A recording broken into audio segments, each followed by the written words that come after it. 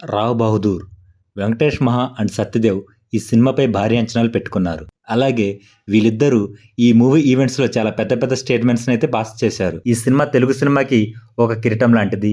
కమల్ హాసన్ గారి కన్నా మించిన యాక్టింగ్ సత్యదేవ్ గారు చేశారు. అలాగే ఒక బాహుబలి, ఒక ట్రిపుల్ ఆర్, ఒక రావ్ బహదూర్ ఇలాంటి చాలా స్టేట్మెంట్స్ ఈ మూవీ టీం పాస్ చేయడం జరిగింది.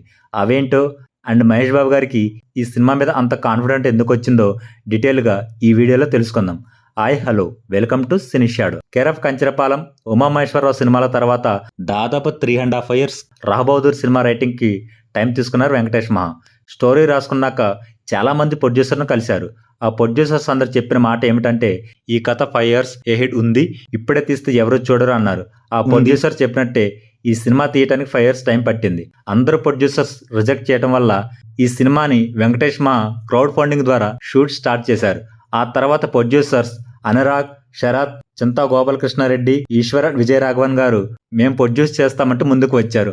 అలా షూట్ స్టార్ట్ చేశాక డైరెక్టర్ విజన్కి అనుకున్న బడ్జెట్ సరిపోదేమో అనుకొని మహేష్ బాబు గారి దగ్గరికి పిక్ చేయడం జరిగింది.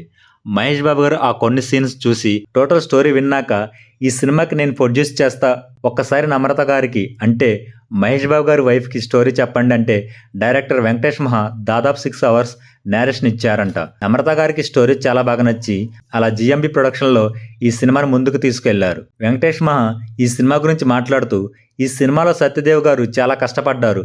అందులో ఓల్డ్ ఏజ్లో ఉన్న క్యారెక్టర్ మేకఓవర్ చేయడానికి దాదాపు 5 hours టైం పట్టిందంట. అండ్ హీరో క్యారెక్టర్ డ్రెస్సింగ్ రియలిస్టిక్గా ఉండాలని తను వేసుకున్న కాస్ట్యూమ్స్ ముంబై యాక్షన్లో చాలా ఖర్చు పెట్టి కొన్నారట.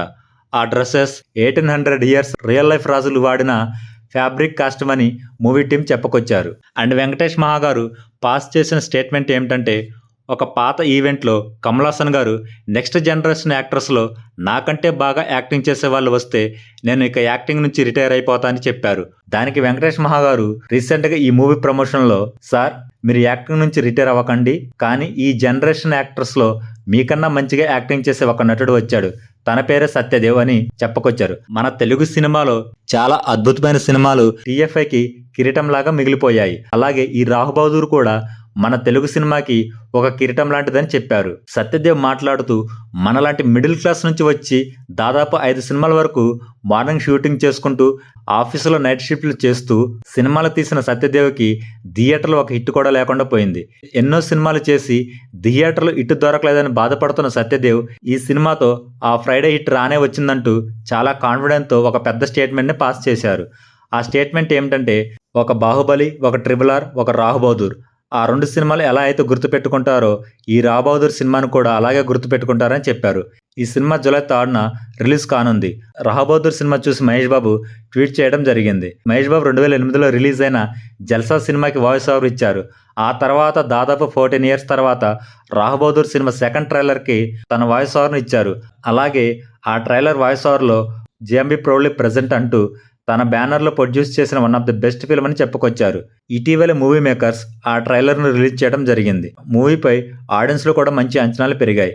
మూవీ టీం అయితే ఈ సినిమా మీద చాలా కాన్ఫిడెంట్గా ఉన్నారు. మూవీ రిలీజ్ అయ్యాక మూవీ చూసి ఎలా ఉందో కామెంట్ చేయండి. Thank you for watching.